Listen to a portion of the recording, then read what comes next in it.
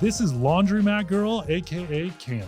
Just a couple of years ago, Cami was a full-time nurse collecting a W-2 paycheck. Before boring business was cool, she started researching, got fascinated with them, and ended up buying a laundromat. Over the course of a couple of years, she transitioned from full-time nurse to full-time entrepreneur owning that laundromat, and now has doubled the size of her business and is looking to acquire more. Her story is hyper relatable, and we can learn a ton from it. So many people think entrepreneurship is out of grasp, but just like Cami did, it is so realistic for you to buy back your time being an entrepreneur and either earn additional income above and beyond your job or completely replace it like she did. When I worked as a nurse, I knew exactly how much I would be making for the next 20 years. There's a cap on working as a nurse. How much I made in my business was pretty much up to me. And so that was really appealing to me to know that I had more control of what my income would look like. If you were to go back, what's one thing you'd change? What's one big mistake you've made, or what's one big thing that you can help teach other people so they don't make it? Probably starting sooner. And I feel like Cami, thanks for coming. I'm super excited about this. We have guests that are all across the spectrums, like different business owners, different side hustles, different social media.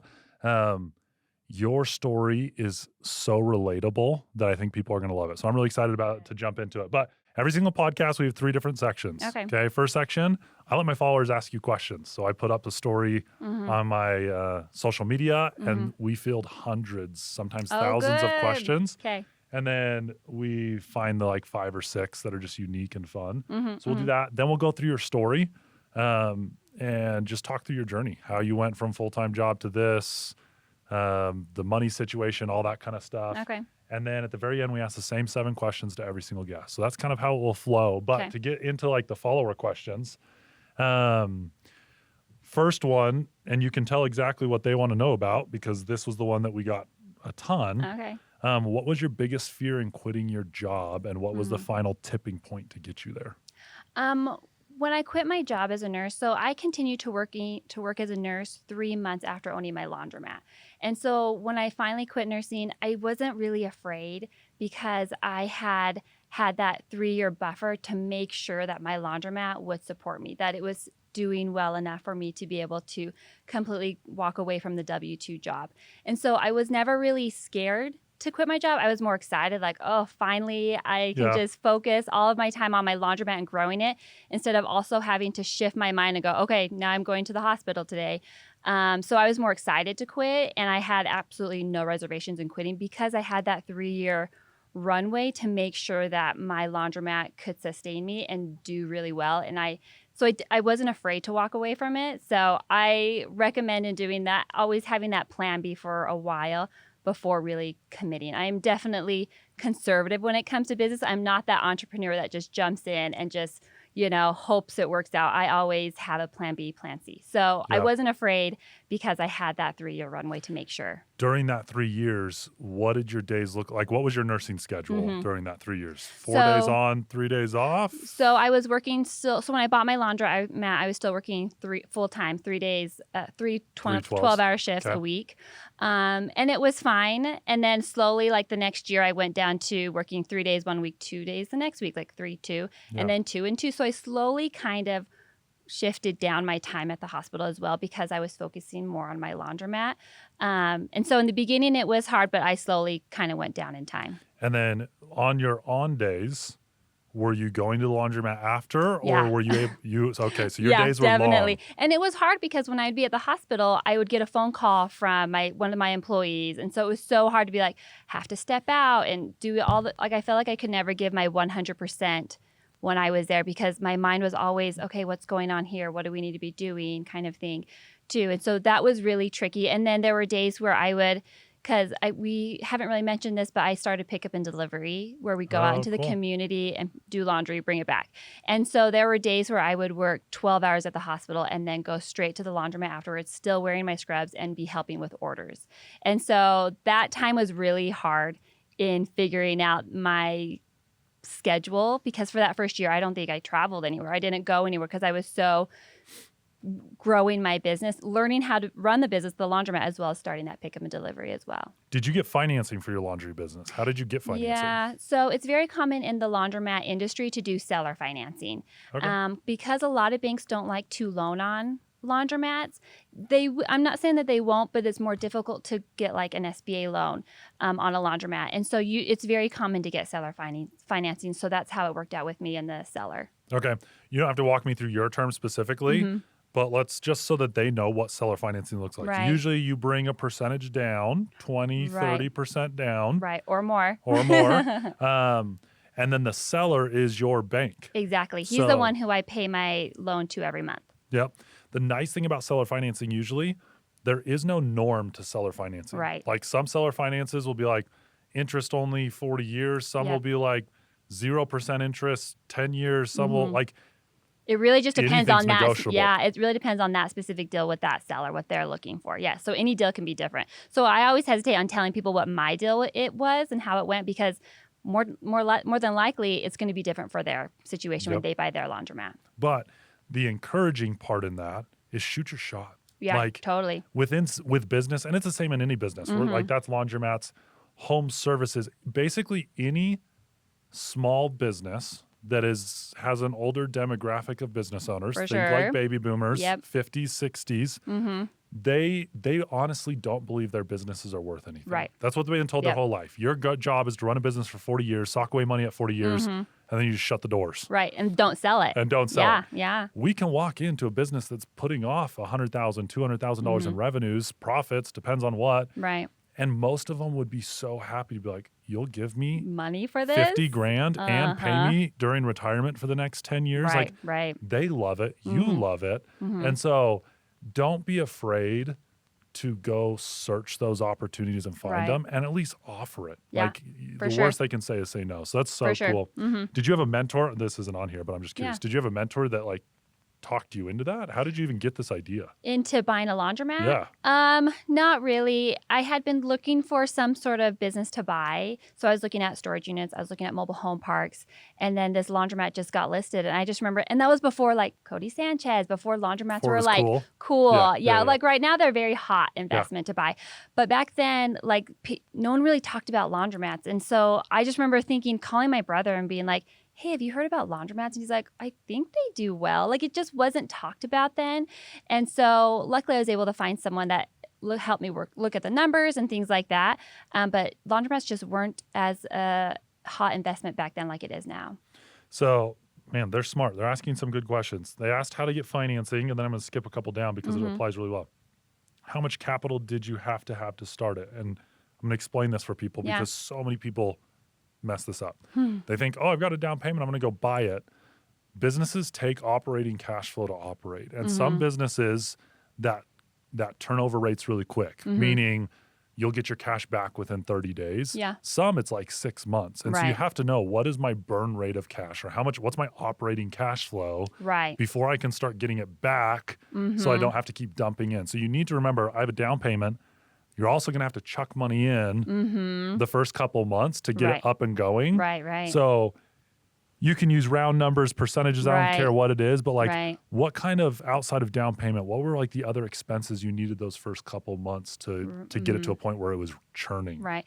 It's a great question. Outside of my down payment, the laundromat I bought needed a lot of renovations to it. So there was a lot of, it needed new flooring, new paint. Like a few years later, I ended up buying new machines. So there was a lot of money that I put into that. And then quickly after I bought my laundromat, just a few months later is when I started that pickup and delivery. And so I had to put a lot of money towards that as well. So that first year, I didn't make a whole lot of, profit a lot of money. The business was making money, but I didn't profit a whole lot because everything I made, I was dumping back into the business to grow because I knew there was a great outcome that would be coming eventually. So, yeah. Okay, last question. Did you do all that maintenance yourself, or did you just hire everything out? I painted. And so I did some maintenance. The flooring I didn't install myself, but mainly just kind of like cosmetic things I did myself. But when it comes to laundromats, when you do renovations, they're very costly and big renovations. So outside of repairing a few machines, I can do that as well. But for the most part, I had to hire a lot out. You're hiring most of it out. Okay, so we kind of got into your story a little bit. Let's transition over there. You're a nurse. You're doing both. Right. Going back and forth. How many hours a week do you think you were pulling during that first like 3 to 6 months after purchasing this? Well, the first 3 months of owning it, I hadn't started my pickup and delivery, so it was just a regular self-serve laundromat. And so in that case, I was only going into my laundromat maybe 2 to 3 times a week. And so running a self-serve laundromat, it's not a whole lot of time that you need to put in. But in the beginning, there is, because you also want to like build relationships with your new employees. You want to let your self-serve customers know who you are, because a laundromat is very much a community, and people start talking. Like your customers are like, "Oh, who's the new owner?" Like, and they're wondering if you're going to raise prices, if they need to start finding a new laundromat. It's this like little community, and so as a new owner, you really should be there quite often, introducing yourself to your new customers, letting them know who you are, so that they feel like, oh, okay, we'll stick around and see what happens. So in the beginning, I tried to be there probably 3 or 4 times really in the beginning. But when it comes like later, once you've had it for a while, you really only need to be there like 2, maybe 3 times a week to maintain. And that's what I'm talking about when it comes to the self-serve side. Were you profitable from the beginning? Yeah. So I was Cool. From day one. And that's when you're profitable on day one, you own a business. You bought a good business. You bought a good deal. Like That's you pretty never rare, want in to. all honesty. It is. And there are some businesses or some laundromats where you can buy, and they call them zombie mats, where they come in. It's a failing laundromat and they'll flip it. In essence, kind of like flipping a home. Yeah. I didn't want to do that because to me that's a little risky, but because you also want to make sure that the market can sustain that laundromat as well. So you really need to like make sure the area in that laundromat can, you'll have enough customers coming in to support it. Yeah. But my laundromat was making money on day one, and has ever since. Cool. So you're running it for 3 months. Okay, employees. You said employees. Right. So even on the self-serve, you had an employee there all day? Right. Not all day. So Okay. when I bought the laundromat, I inherited 2 employees, and those 2 employees are actually still with me to this day. Cool. But yeah, so they usually, it kind of depends on how you want to run it. When I bought the laundromat, there was an employee that just came in and cleaned and closed at night. But some laundromats run it so that there's an employee there all day. It just kind of depends on how you want to run it. So yeah. Cool. So you are working both times, and then you decide pickup and delivery. Do you say 3 months in? About 3 to 4 months in, I decided to start. Where'd you get that doing it. idea? I know. So when I bought my laundromat, I really didn't have a whole lot. I didn't know. I had done some work about owning the laundromat, but I didn't know about this like pickup and delivery thing until I started joining Facebook forums, and everybody was talking about this pickup and delivery. And so I just remember thinking like, how could I not do this? I already own the real estate. I might as well utilize it. Because when your machines aren't turning, they're not working, they're not running, you're not making money. And so by bringing laundry in, your machines are turning more, you're going to make more money, if that makes sense. And so that's kind of the whole idea behind it. And so learning about pickup and delivery on those like Facebook forums and how much people were making and all these things, I was just like, okay, well, I have to do this. I couldn't not do it. And so it wasn't until about 6 months after that I actually launched on day one of doing my pickup and delivery. So pickup and delivery, when you told me that, I was thinking like the dry cleaner hangers outside of people's houses. Right. You're So doing we commercial, right? Right. So I started with residential, and we don't do dry cleaning. We just do like regular laundry. Yep. Yeah. People leave their laundry on their doorstep. We come pick it up, bring it back, wash it, bring it back to them. Right. That's like a 2-day turnaround is how it works. And so we started doing that, and I ended up getting a lot of customers through social media, through Instagram. And so that really catapulted my business and moving forward. But about 6 months into doing residential, my commercial accounts started reaching out and were like, hey, can you do this? Can you do this? I was like, sure. And so I quickly learned that commercial accounts, they're way more bang for your buck. You can get these really good accounts and make a lot of money from them. And it's only one pickup, where with residential, we're going to like 50 houses, you know, with commercial, you're going to like 6, or whatever. And so I just really like that commercial side of it. And so eventually we slowly let go a lot of our residential. And so now my business primarily focuses on just commercial. Okay. How many employees does it take to run this pickup and delivery? Right. Well, for me, currently, I have 6 employees. Okay. But it will just depend. Like, it kind of waxes and wanes, because in the summer, we get really slow. And so, I'll go down in employees. In the winter, I'll hire 2 or 3 more ones because we get busier. And so it kind of depends on how many pounds of laundry we're pulling. Summers are less laundry Yeah, than winters. I know. I would not think this was a seasonal business. It is. It's funny. It is. Yeah, the self-serve side is seasonal because Just the self-serve side, because in summer, I think people are traveling, so they're not there doing laundry. They're not washing coats and blankets and comforters, where in the winter they are. Interesting. So there is a season when it comes to like the self-serve laundry. But when it comes to my pickup and delivery, there is a season as well, because like my bread and butter when it comes to my commercial side is we do table linens and napkins. And so where I live, the wedding season is winter. We are busy from September to May, like crazy busy. In the summer, people don't get married because it's so hot. And so another thing, a year later after starting my pickup and delivery, I bought this really commercial size iron. And so that's where we iron all our linen. So that's why a large portion of my commercial is in table linens. So do you think you could have survived quitting your full-time job earlier? It sounds like you're investing a lot in your business. You're buying commercial ironings, new machines, employees. Did you have to have that other income to pour into the business? No, I think I probably could have quit a year or 2 years earlier, really. Yeah. But I think I was just in case. Like I was nervous for that. Yeah. So I really wanted to be very comfortable. And I felt like also quitting nursing, I was afraid, like, what if I don't come back? Like, I want to make sure like I am like emotionally ready to let that go. And I just don't think I was ready at that point yet until when I actually did 3 years later. Did you start looking for a business because you were done with nursing?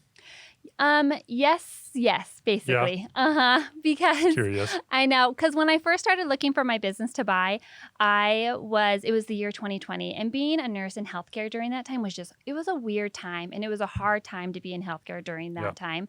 And so that's when I was like, gosh, I want to do something different. And then I also looked at other people on my unit that I worked with, and a lot of women I worked with, other nurses, were my parents' age. And I just remember thinking, I cannot be doing the same job when I'm their age. Like another 20, 30 years, I can't still be doing this. And it's not to say that I don't love nursing, and I absolutely loved my experience in doing it. But I just knew my chapter was getting ready to close. I needed to do something different. And so that's what kind of initiated me looking. Yeah. There is a phase, every entrepreneur is going to talk about it. And some people grandiorize it. I just made up that word, but like make it seem like it's really fun and glamorous. Right. And people call it the grind and all this stuff. Right. But I don't care who you are. If you're that entrepreneur that just jumps in with 2 feet and jumps off the cliff and builds your parachute on the way down, or if you're more tactical about it, right. Either way, you're going to have a phase inside of your journey that is hard.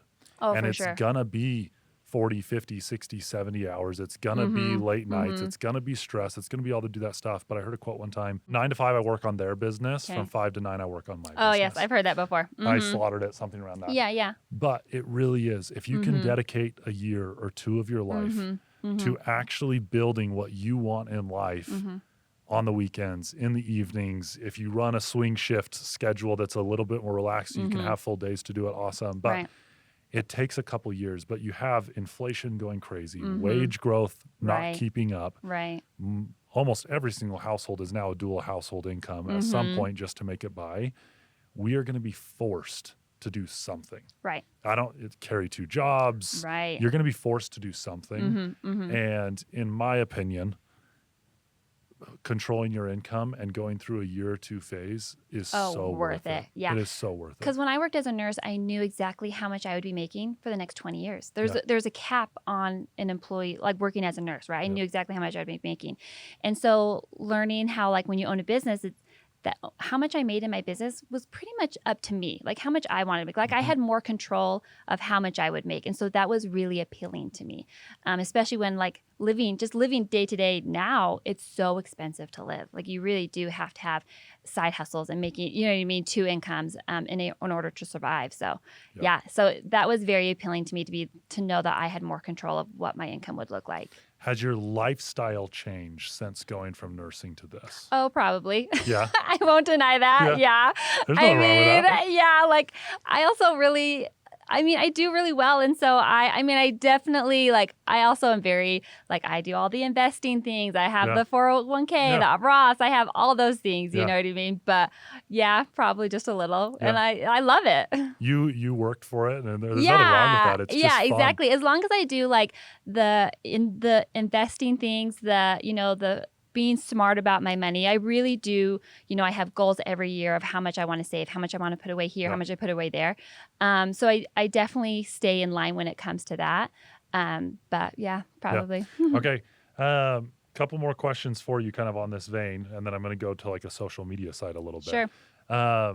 What % of your business is self-serve versus Pickup and delivery? Like if someone gets into this, I want them to get excited about the pickup and delivery because I think it's smart. Yeah. So my pickup and delivery is probably probably around 60%, and my laundromat is about 40. That's so crazy. My pickup and delivery does really well. And it's just a cherry on top. I mean, you told us at the beginning you were profitable doing self-serve. Right. So then you can start running numbers. Yeah, like, exactly. Add 60% on all that. That's just going to the bottom line and into your pocket. And that's the thing about laundromats is that you're making money off the self-serve, people coming in to use your machines, but there's so many side hustles that you can have in a laundromat. Like my pickup and delivery was a side hustle that it just exploded. But you also can have like vending machines, all these extra things that you can make money out of your laundromat. And that's very appealing because it's not just that one income. You can have multiple incomes coming from that one source. Yeah. Okay. Do you plan on expanding? Is this a one laundromat thing, or are you going to be the conglomerate in your area? I don't know. I really like what I'm doing right now. For right now, I'm not. Okay, let me backtrack. So I haven't seen a laundromat for sale that I really like. I'm always looking. I'm on all the email lists with the brokers, to send me a laundromat. And I haven't seen one that I really want or think is a good deal. But I'm definitely keeping my eye on it.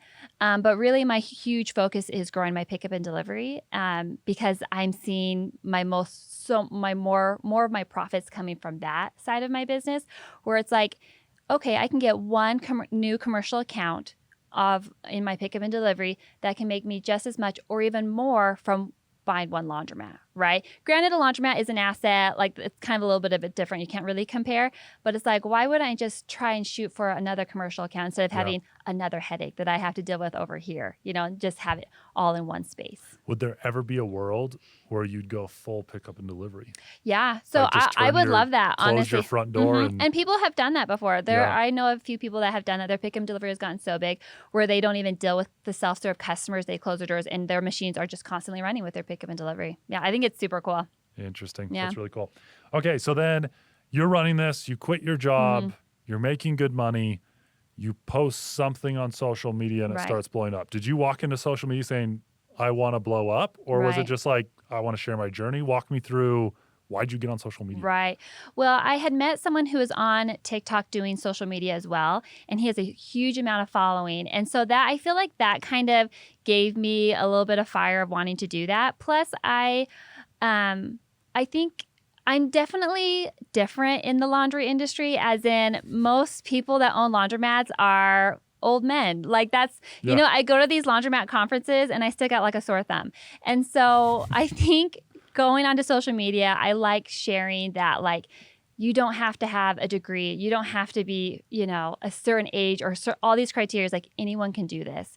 And so I think it kind of opens people's eyes of the possibilities that they don't have to just do this. There's so many other possibilities out there. So I like that. And I feel like we're talking a lot about laundry, but there's every industry. Yeah, business in this. general. Yeah, for sure. There are so many, and we talked about this earlier about seller financing, but industries that are dying. They're not really dying. Right. But the demographic is getting to retirement age.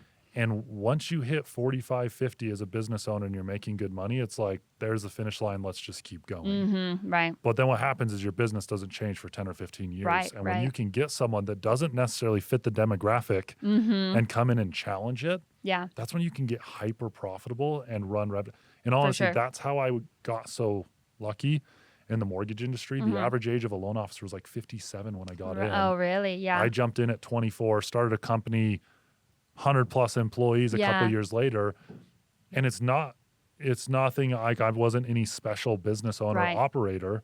I just went in with a different approach. Yeah. Like, we're going to focus on marketing. We're going to focus on technology. We're going to offer rates at a lower fee. We're just going to do stuff differently and challenge the status quo. Yeah. Yeah. And all of a sudden it becomes hyper profitable. So I don't care what business you do. Right. You can go home services. You can do like physical labor. You can do laundromats. You can do like Cody Sanchez always talks about like the Boring businesses. Mm-hmm. But it's really any business that you can go in and just put a fresh perspective on. Right. Introduce tech, introduce marketing, introduce something. Yep. And Yep. you'll kill it. And that's why I think there's a really great getting into laundromats right now are really great because so many of, these baby boomers own them that don't have a website. They don't have tech. They don't, they are one of 2 employees running it. They're an employee themselves. And so having someone come in with fresh set of eyes that see things differently, you can really grow it. There's lots of value you can add to it. We'll just pick up and delivery. I guarantee if we had a flyer on our front doorstep that said pick up and delivery, my wife would do it in an instant. She hates laundry. Yep. I didn't know that was a thing. Yep. Yeah. No, and that's the thing.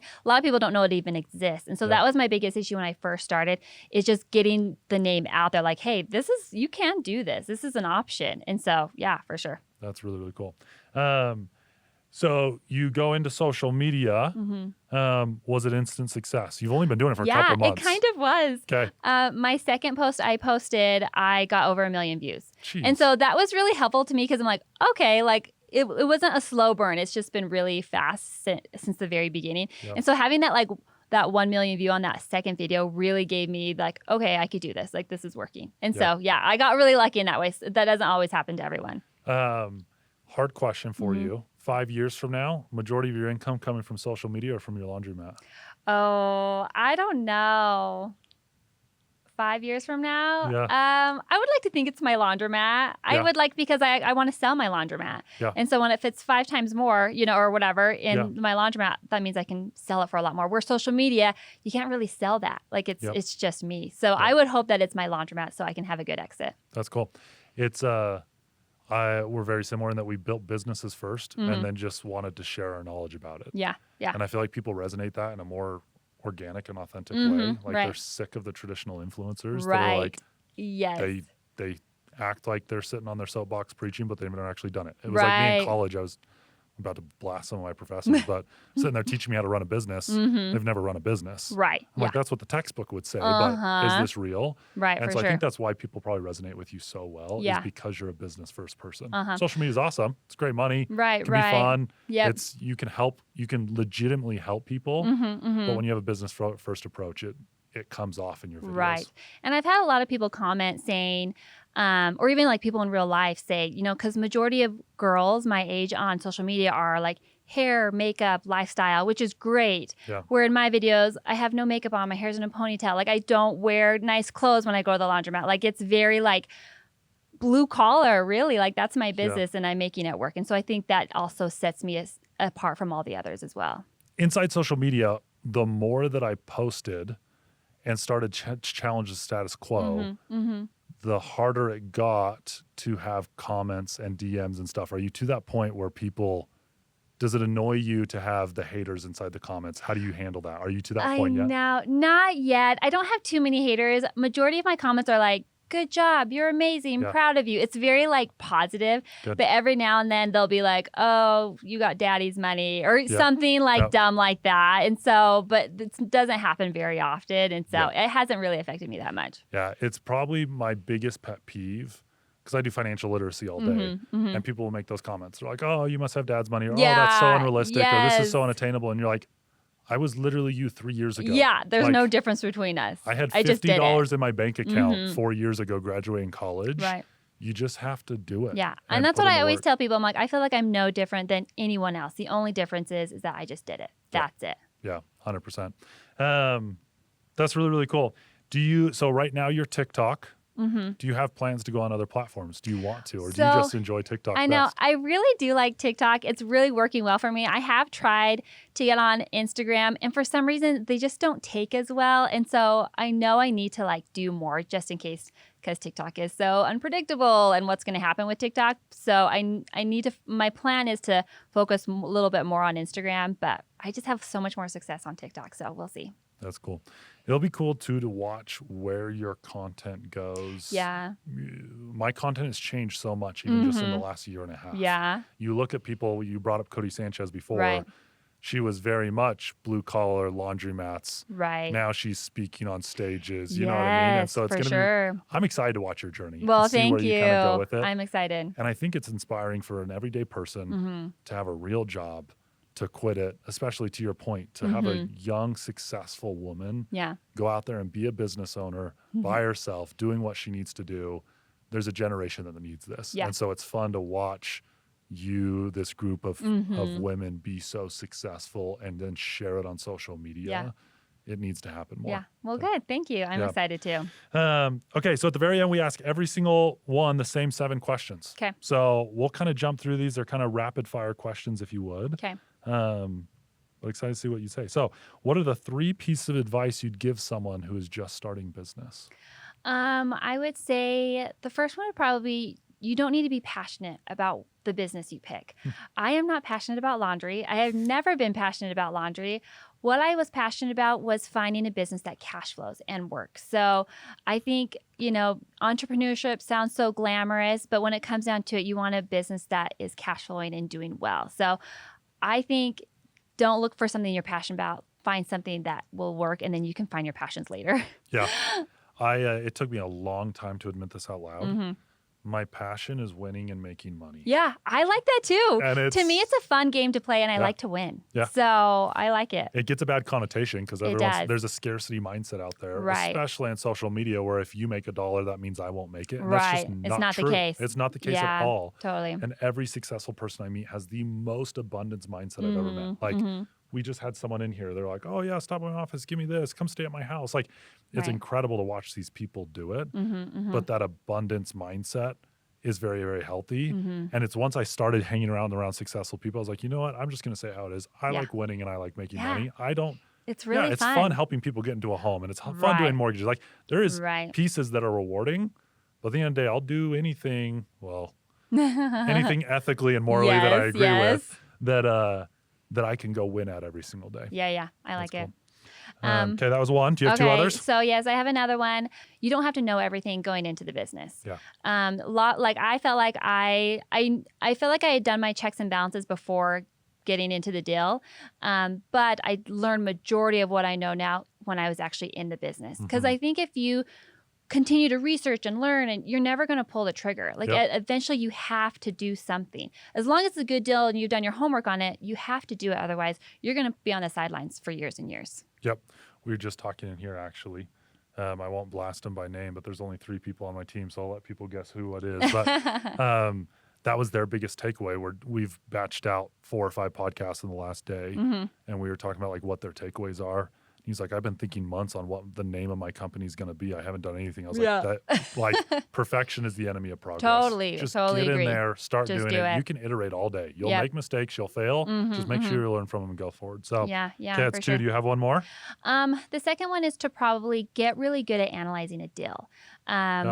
The more, even if you have no money to buy a deal or a business right now, still practice on learning how to read one, so that when the deal does come and you're ready to purchase, you can look at a deal and know whether it's a good one or bad one in less than 5 minutes. Yeah. And so I feel like the more deals you look at, the better you're going to get at it. And especially when it comes to laundromats, there's different variables you have to consider when it comes to the age of the machines, the lease, the area that it's in, things like that. So if you can get really good at analyzing that deal, you'll be ready to pull the trigger a lot quicker when that good deal comes along. That's cool. That's a good one. Okay, if you were to start from scratch, everything got erased from your name, you have no money, no nothing, that's a lot. You had $5,000. What would you build? What business would you go into? How would you approach building a business? So for me, I don't really like to build businesses. I would rather buy a business. So if I could buy a business with that $5,000, that's what I would do. Because when you build a business, and this might be a little controversial, when you build a business, you don't always make money right away. You may not make money for a year or 2 later. And so, but when you buy a business, you're guaranteed, hopefully if you buy the right one, you're going to be making money on day one. And so for me, I would always buy, never build. Yeah.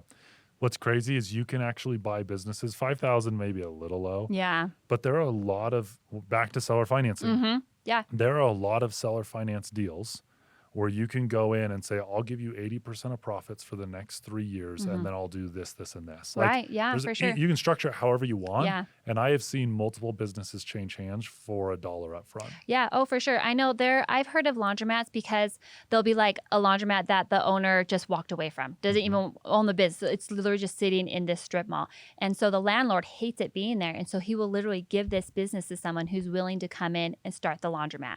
So in that way, they got it for free. You know, it doesn't happen all the time, but it does happen. So, you know, it can happen. That's cool. What is the worst investment you've ever made? So I haven't made a worst investment, but I almost made a worst investment, if that makes sense. Yeah. So prior to owning my laundromat, at the time I was hungry to buy a business. So I was looking at mobile home parks, storage units. And so I was actually under escrow for a mobile home park. And it was a small park, but it had some weird things on it that was going to make it a little messy. And the numbers were really tight, but I wanted it so bad. Like I was just like hungry to buy something. I had money ready to go. Like I was just ready to do something. And so in my head, it was almost like I was like fudging the numbers to be like, okay, I will do whatever I need to do to make this make sense. And so luckily it ended up not working out. And 6 months later, I bought my laundromat. So that was probably the worst investment that could have happened. And I heard this quote once that said, sometimes the best investments you're ever going to make are the ones you don't take. Yeah. And that mobile home park was that investment. That could have, it could have been the worst thing that's ever happened to me. And I would have never gotten my laundromat had I gotten that one. And so I'm really happy that didn't work out because I really wanted it, but it didn't. The process of running a deal, analyzing deals to your last point, there is a big skill set into it. Yeah. So I own a syndication company where we buy apartment complexes. Our underwriter is one of the most conservative people ever, and it kind of drives me nuts because I'm naturally an optimist. I'm like, let's do it. Yeah. But she says it all the time. She's like, we need to run it through 2008. If we can't make money, we're not taking it. Yeah. I was like, that is a great way to approach anything. Real estate, business, I don't care what it is. Stress test that thing as much as you can. Right. Because stuff can seem really good and you can sell it, and any pro forma can spit out any number you want based on assumptions you put in there. But run it through the worst case assumption. And if you're purging money, like walk away. Right. It's just not worth it. Yeah. And I feel like you also have to remove emotion out of that deal so that you can walk away and not be so emotionally tied to it. Yep. Okay. What's the best investment you've ever made? So probably starting my pickup and delivery. That was probably the best thing. It was I had no idea what I was doing. And so I bought this huge iron. I bought 2 vehicles. So I put a lot of risk into it, but it's paid off for sure. And so that was probably the best investment I made. Cool. Okay. With the profits you're making, not sure if you're doing this yet, but curious, what industry are you most excited about investing in outside your core business? Oh, okay. I really like crypto. I have quite a bit of money in crypto. Oh, that's cool. And it's doing really well right now. Yes, it is. Tesla. I follow Tesla quite a bit. And I don't know if you saw that, Elon's announcement on, how he did that big announcement or whatever, showcase or whatever. Well, there was robots there folding laundry. So I'm like, okay. That's funny. So yeah, probably crypto and Tesla is probably what I'm excited about right now. That's really cool. Okay, last question. If you were to go back, what's one thing you'd change? What's one big mistake you've made, or what's one big thing that you can learn or help teach other people so they don't make it? Probably starting sooner. And I feel like that's a very cliche thing to wishing you'd started earlier, but I wish I had. I also don't know if I would have been ready at that time any sooner than what I had pulled the trigger. But had I started sooner, I wish I would have. I feel like I could be so much further had I, especially when it comes to social media. Because I had thought about starting social media 2 years ago when I saw this other guy do it, but I'm like, oh, I don't want people to know what I'm doing. I don't want, it's kind of like an embarrassing thing. I'm like, I don't want people people I know that I went to high school with to see what I'm doing. So I wish I would have started that sooner and I could be so much further ahead. So I think not caring what other people think. And I wish I would have started sooner in that regard. Almost every single popular, famous social media person I've met honestly does not like social media and did not like chase fame with it. Yeah. It's a lot of people will say the same thing. I wish I would have started sooner. I did this because I enjoy sharing or whatever it is. Yeah. But it's not, you don't have to love it. No one loves it. Right. None of us like jumping on camera for the first time. Exactly. It's hard. It's an amazing, amazing tool. It's like, I don't know the stat, 95% of people consume and don't produce social media. It's crazy. The vast majority do not actually produce social media. But then also everyone knows it's one of the most popular tools or one of the best tools they can ever do. So starting earlier in social media, I wish I would have too. Yeah, everyone does. Just post the first video. Just go put yourself out there and share what you can. The only intention you should have is to help people. And if that's the case, eventually you will see traction. So that's really cool. I agree. Awesome. Okay. If someone wants to get in touch with you, how can they get in touch with you? What's your like handles on socials? How can someone reach out? So my TikTok is where I post the most. It's just Laundromat Girl. Cool. And then on Instagram, I'm Laundromat Girl Official. So those are my two main places. Cool. Thank you. This is Yay, fun. yeah. Hopefully someone can take something hyper applicable. That person that's in that job that they hate and they've thought about this forever. Hopefully this is just the motivation to take a step. Yes, You know what I mean? Like I that's all agree. you have to do. Sometimes you can run both jobs for 3 years. Sometimes Right. you can jump off and do it like with 2 feet. It doesn't really matter. But just create a plan and actually create it. So Right. that's really cool. Cool. Thank you Thank so you, yeah. much. Thanks for listening. Hopefully you enjoyed this, and make sure that you subscribe so you get notified for future podcasts because we have a lot of fun guests coming.